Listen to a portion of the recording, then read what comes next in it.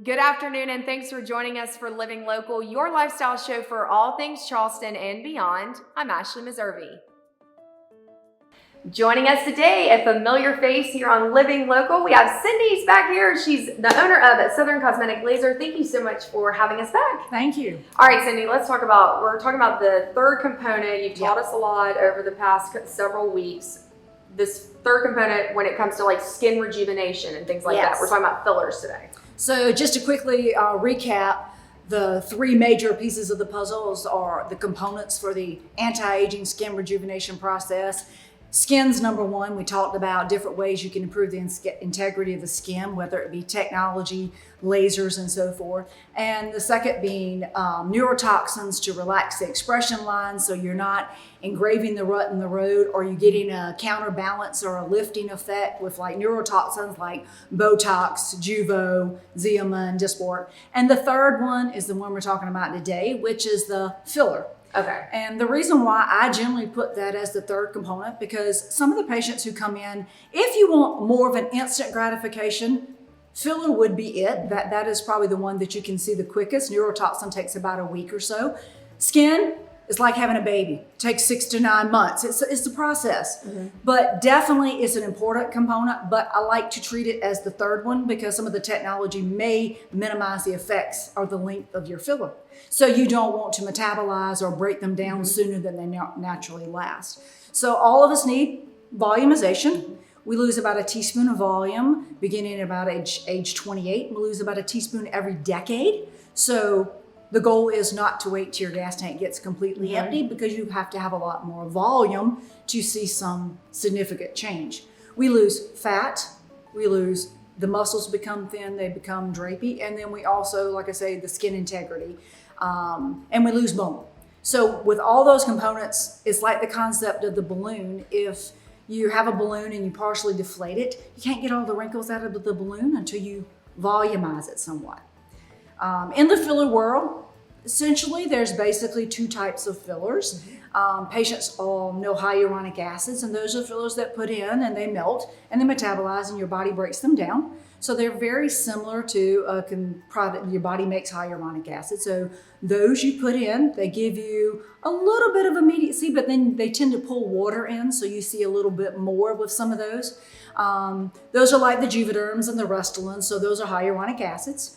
Then you have some fillers that are biostimulatory, meaning that you put them in, you don't see as much of a change in the beginning, but over time they act more like, here's my farm girl, they act more like fertilizer because you put them in and they stimulate, but they improve the collagen and the elastin component, and they give you that natural, which if filler is injected correctly, they all should look natural. You know, the goal and the fear of people is, I don't want to look, oh my gosh, you look funny. Yeah. So I just put 9 syringes in my face in January, and definitely I could use more. So I think I'm overfilled. Pretty good. But this is what we were talking about, right? This is how much you said? This is about a teaspoon of product.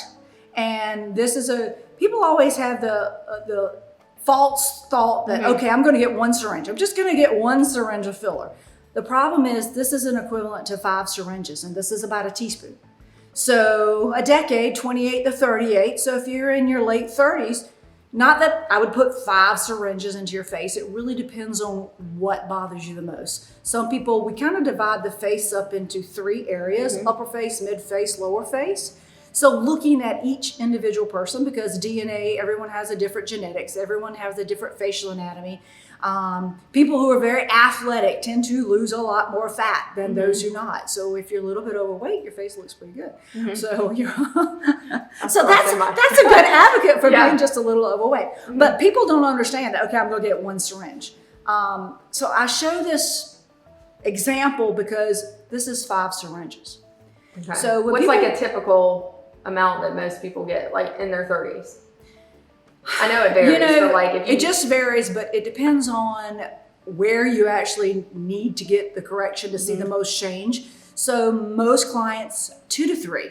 Gotcha. You know, I always say that's a great starting point, unless you're doing lips. You know, lips are different. You know, 1 syringe and lips are perfectly fine, depending. Because you can always tell when those go wrong. Yeah, you know, there's if you don't It's just not a cute look. All right. So No, but if you get the ducky lip, someone didn't inject you appropriately. I know, but you see those a lot more often than you should. I mean, you see them. I mean, as a female, like looking around, I'm like, the lips it's an art to inject lips. Yeah. You always have to augment the lower lip when you augment the upper lip, or you get that parallel ducky lip. The lower lip is bigger than the top lip. So there's an art to that. Yeah. But so I just say this, so people walk in and says, I can only afford one syringe.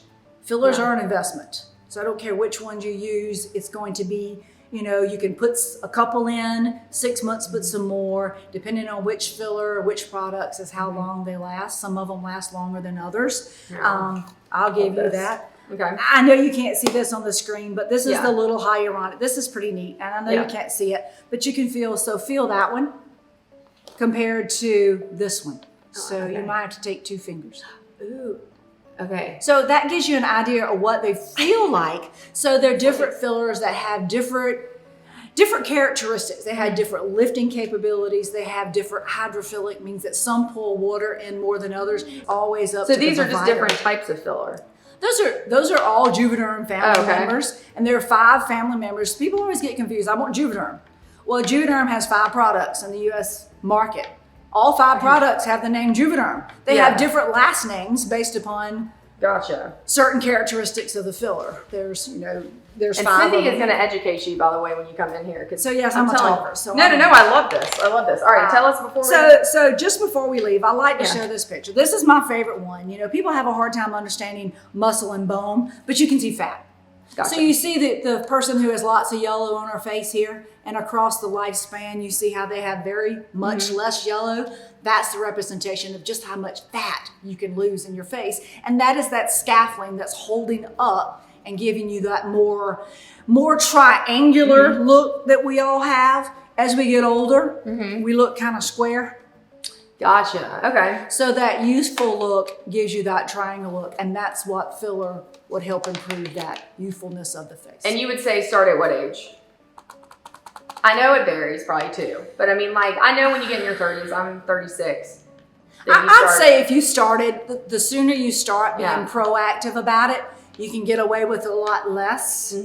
And it really depends on who your parents and what kind of face they gave you, genetics. So if you have really great cheek structures, you can get away with less. Yeah. If you're very skinny face like me and very thin face, you gotta have more filler to hold it up. And mine's the expressions are all, Well, that's neurotoxin. Yeah. But I know, but I just think about it like, I know with the filler and stuff, I got plenty to fill right here. That's good. That's good. The pandemic pounds that she gained. Fillers are, I consider them pretty expensive. So that's why I always talk to patients about what's best for you and working on the skin first. If you can get the skin in the best shape, then you'll be happier with less filler.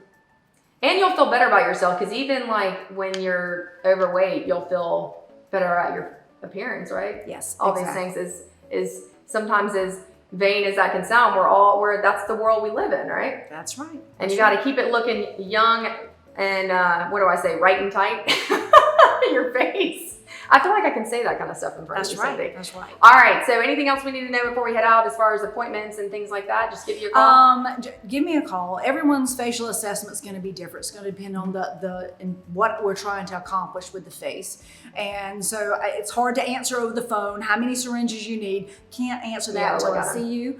And obviously I'm going to talk about all 3 components when you come in, and then talk about the different fillers, because there's different fillers for different clients and some work better for others. Gotcha. All right, Cindy, always a pleasure hanging out with you. Thank you. And for more information, you can head online to southerncosmeticlaser.com.